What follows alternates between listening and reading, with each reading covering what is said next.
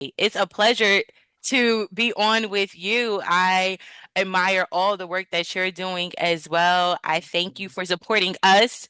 And when you came to our gala to speak and you were dynamic then, so thank you. Mhm. It was a good time, and it was one of those moments where, people ask you to come speak at a gala, and you're like, oh, sure, if I've got the capacity and I can make it work, I'll make it work. Y'all don't be flooding the inbox though, because I'm already booking up for February. February and March of next year is already unlocked, so just get in while you can. But I say that because, not often, it doesn't always happen that when I go to participate in an event like that I walk away feeling like, Jiminy Christmas, we gonna be all right. And I definitely had that sense, being there with you and the members of the Urban League. And I think part of what was so impressive to me was how young y'all are. And I don't mean to age myself prematurely, because I'm still very youthful in spirit and nature. But it was amazing to see this cohort of young people, you as the leader in this position. It was just extraordinarily impressive. So kudos to you, and shout out for all the work that you're doing. Talk to us Thank you. about the Urban League. What is it that you all do? I know we have some thoughts about national branches and whatnot, and then when we bring it down to the local level, that's where we see the real power is. Often the local level gets ignored. Talk to us about what you all are doing at the Urban League of Union County. Yes, so at the Urban League of Union County, we've been in existence since 1944, and we are one of almost 90 affiliates across the country. So that's what we call the various urban leagues in other cities and states, affiliates. And so here our focus is on housing, and so that is probably our program that has the most people in it because we provide housing counseling. We're a HUD certified agency. Mm. We give emergency assistance for rental, mortgage, utilities, and food vouchers, sometimes security deposit if we have the money. We help people navigate so they can prevent foreclosure or prevent evictions. And then on the opposite side of that, we have a financial literacy program. We are a first-time home buyer. We have a first-time home buyer class. So I tell people I actually went through our first-time home buyer class. You receive a HUD certified certificate, and I was able to purchase my first home last year.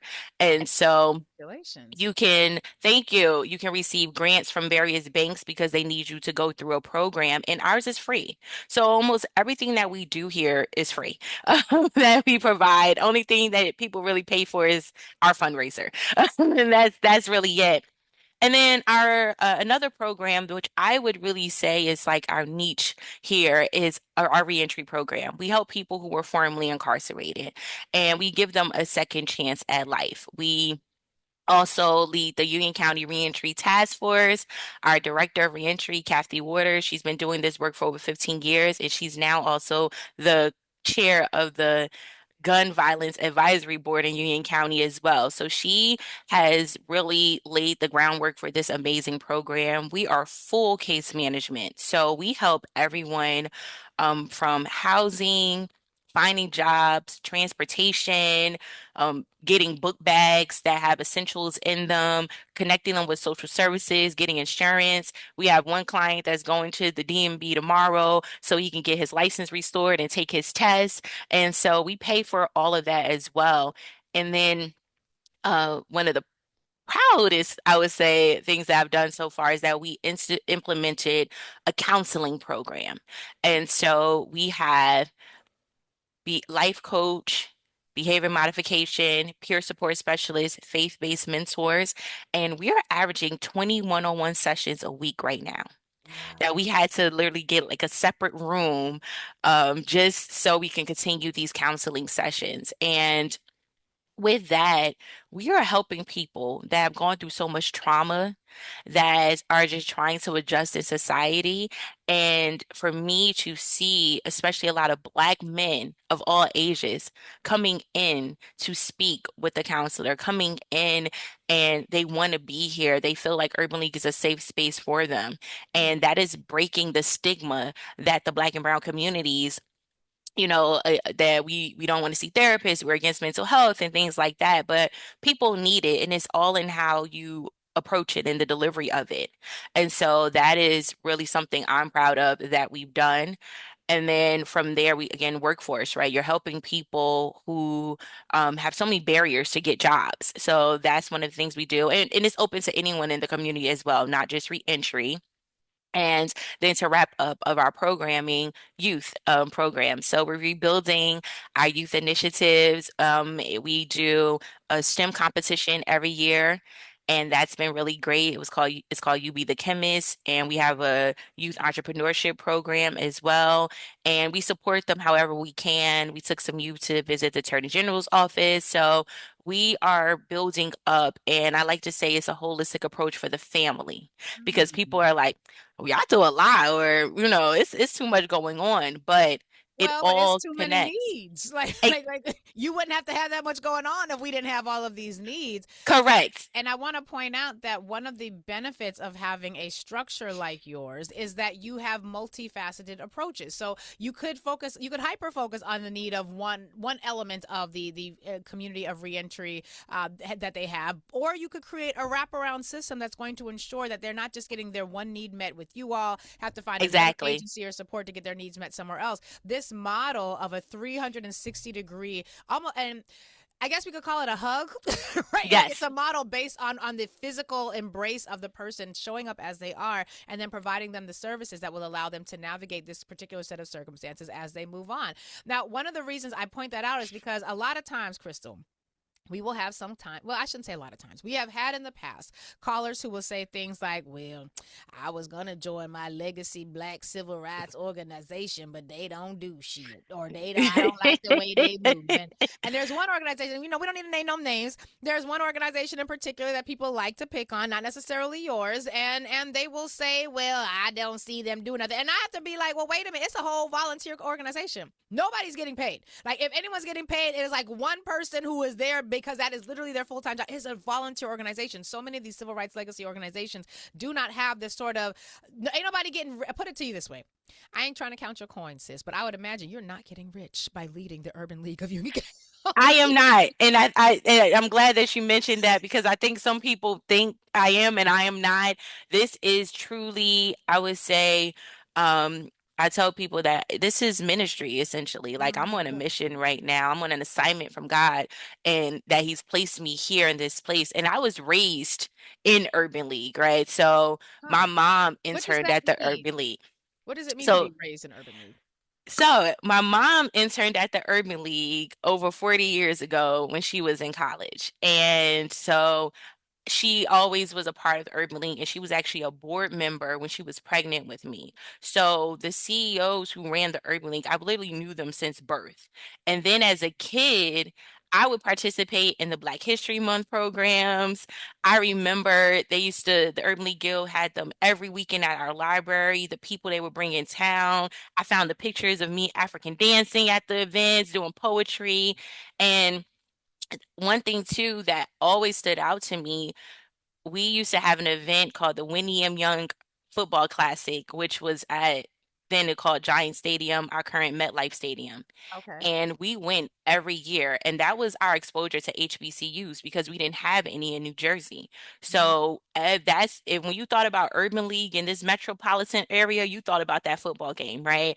And Wow. so I saw that aspect of it, the community aspect. And then I volunteered in high school. And once I graduated, we had the idea about the young professionals because I saw it in college. And so that's when I tell people, like, I really grew up in the Urban League. I always knew about it. So when I talk to schools and ask kids, do you know the Urban League? And they're like, no. I'm like, well, we about to have a history lesson, right? Because you have to know it.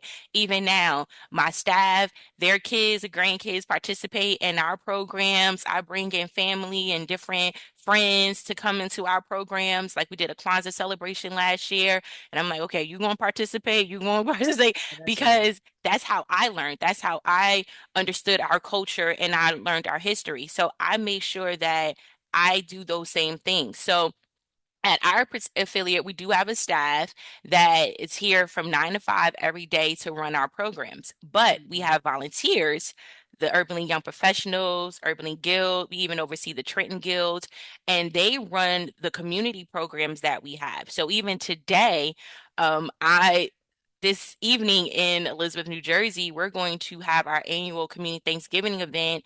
We partner with Jonathan Casillas, who played in the NFL, and he's from New Jersey as well. And we have various restaurants and organizations that are coming in with us to not only feed the community, but we're providing fresh produce to the community as well, and really just a celebration of joy and to give back in that way. So, we're doing Angel Tree Toy Drive. We've done college fairs.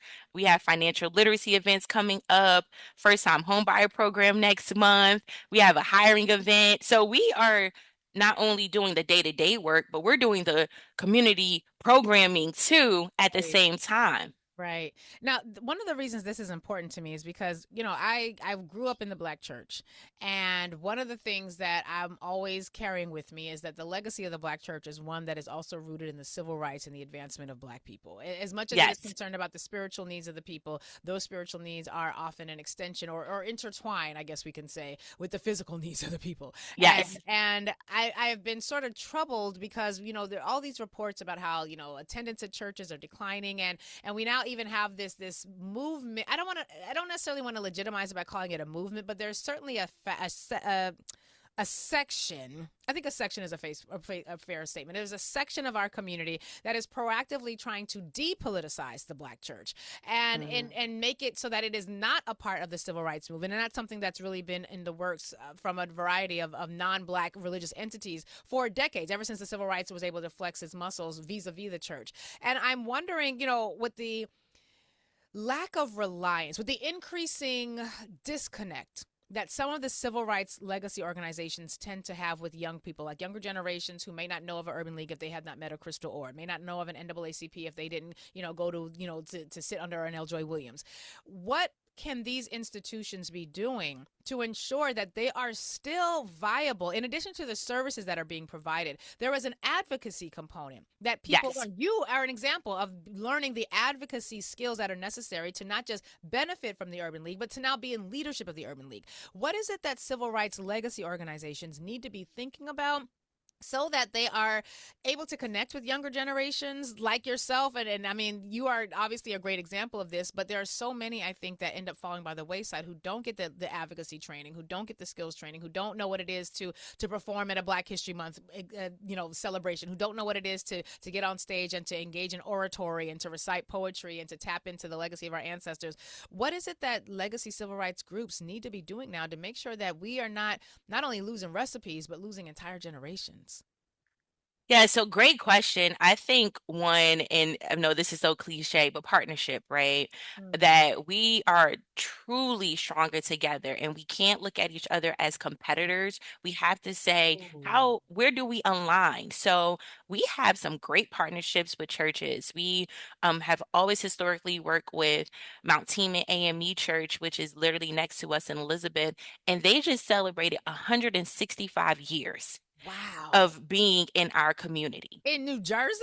in New Jersey. They were around during slavery. Like, Yes. my Lord. Yes. Wow. So it's important that we support each other, and their pastor, Reverend Britt, he leads the Martin Luther King celebration, and we support that as the Urban League, right? So we all stay connected together. We partner with Shiloh Baptist Church in Plainfield, New Jersey. They have Pastor Danielle Brown there. And for the past 4 years, we've been doing a Black Business Expo.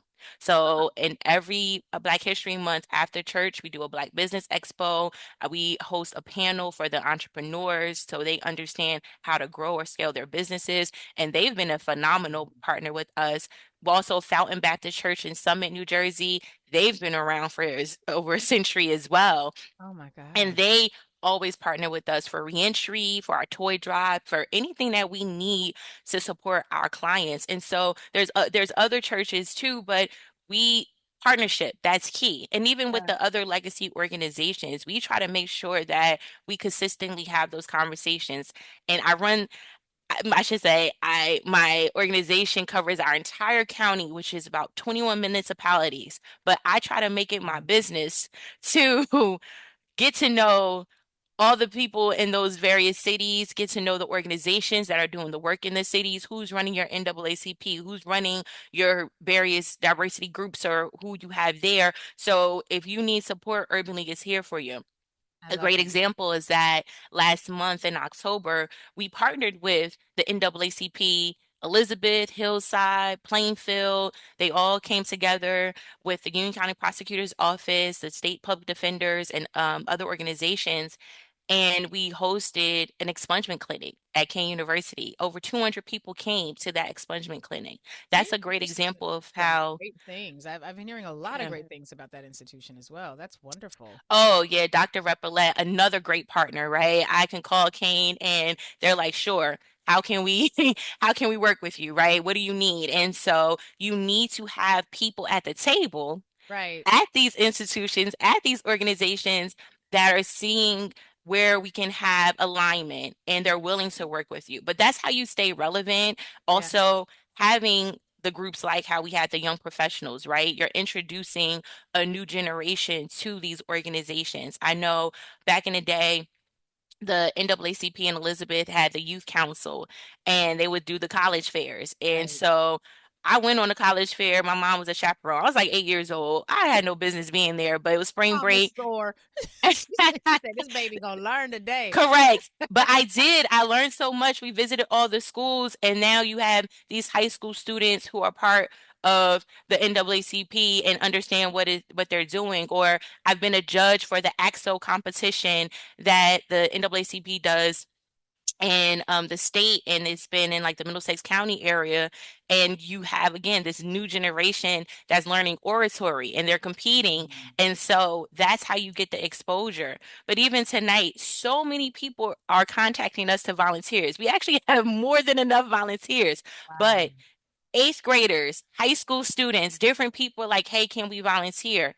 It may only be a night and we're volunteering for Thanksgiving, but by them coming, they're going to learn about the Urban League, right? They're going to see what we're doing. They're going to get exposed early. So there's different ways that you can get the new generation to be involved and get them active. I'm so glad to hear you say that because I've got some folks in the show chat who are saying, man, their local fill in the blank civil rights organization needs some help. They said, I done sent in the application, I done paid, I talked to him in person, still ain't heard back. He says, our other fill in the blank civil rights organization has also been not responsive to emails. Their website got some links that lead to some scammy websites. Some of our organizations really just need help from younger, more tech savvy folks to get things rolling again. And I think that is absolutely correct. And that's where we got to show up. And sometimes, we as the youngers are going to have to respectfully, lovingly, come on, elder. What you gonna do is give me these passwords so we can set up this website and get you together. And it's going to have to take that. And there's, I think, a growth process. I'm sure, Crystal, you would be able to. If we had more time, I would love to hear more about how you've navigated some of that. Being a younger generation Yes. coming in, and you have to deal with your elders.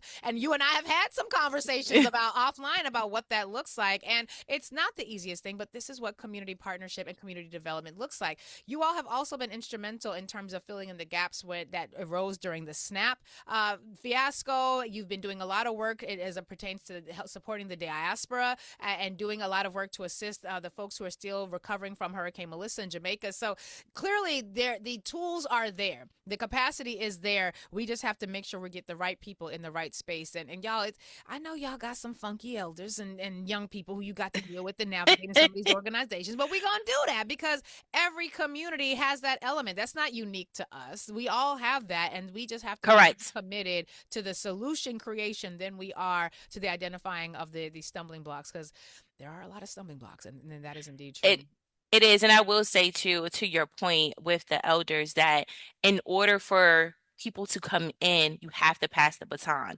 And I have Right. to just give credit to Ella Yeah. Teal. She ran our Urban League for over 30 years. And then Donna Lowe Mm. Alexander, who passed away. She was the one who reached out to me and she said, I'm ready to retire and you need to Wow. take over. And I was like, you sure? She's like, you can do it. And at the time I was 31. She's like, you can do it. I have Wow. faith in you.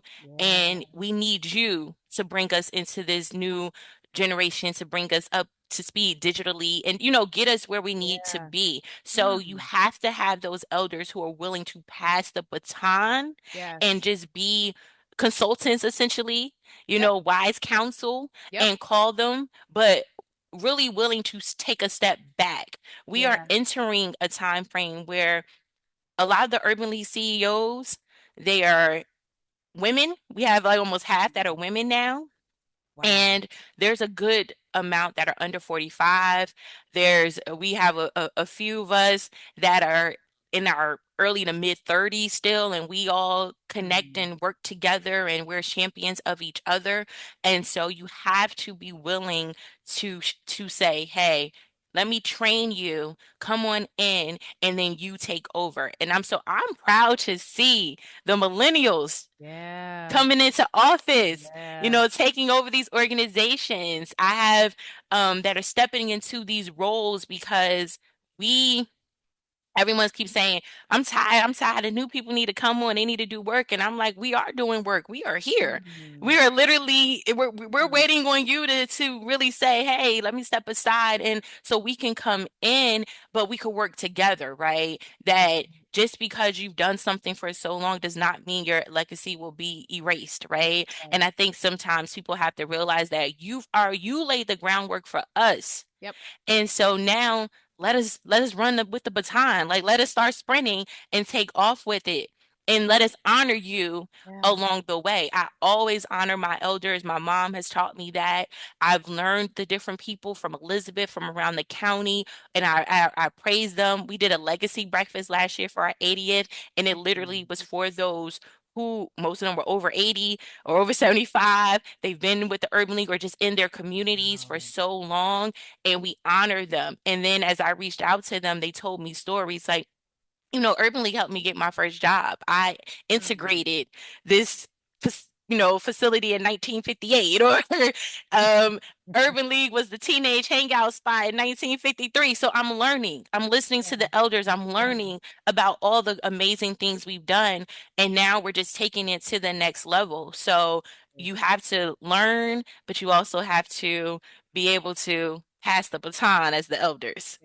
I'm going to shout out my own elder, Esmeralda Simmons, who basically did very much the same thing. She founded the Center for Law and Social Justice in 1986. We're actually going to be having our 40th celebration next year. We got a whole Nice. year that we're unrolling of celebration in Urban View. Y'all go hear me talk about Center for Law and Social Justice, but I would not be in a position of sitting as the executive director had she not passed the baton. And she sat in that seat. She founded us in 1986. She retired about 3 years ago, and basically was like, listen, the reason I brought you here was so that you would hold this space. And I have, continued to do so. And I think, like you, we both benefited from Yes. women in leadership who understood that this is Yes. time. I needed to do what I had to do. I done did it. Now let me pass that baton and be proactive with it. It was a beautiful thing. Because of that, it allowed me to sit in a position where I can engage in the things I got to engage in. And I do things differently. And I know, sometimes she'd be like, jeez. Well, she probably would be Yes. calling on the Orisha because she's a part of the Ifa community. She might not call Jesus. She might say Shango. Like she might, but this is a part of growth. This is a part of expansion. And Crystal, you are really doing some phenomenal work in this regard. So I'm just Thank so you. proud of I you. This is I amazing. appreciate it. And I just want to, I can't leave without shouting out Mark Muriel, who is our National Urban League president and CEO. Mhm. And he does support us at the local level. We were all just in Harlem last week for the ribbon cutting of the That's new right. National Urban League building Yep. that has 100% affordable housing units. They have Mhm. stores there, and it was important to be in the Mecca, right? To be in Harlem for the national building. And our goal at the Urban League of Union County is for us to now use that 1.6 million to buy a building so we have a home that people can feel Mm. comfortable coming to and know, okay, let me just go sit in Urban League. They do it now. I need Right. help. Anything can help. And they Yeah. know they can come and sit in our office, but we need that bigger space. And also shout out to Delta Sigma Theta Sorority Incorporated, to Yes. all of my sorors. All right. Um, We could have led with that. Yes, yes, yes, because as we talk about legacy organizations, we can't leave out the Divine Nine and all the work they're doing in the community.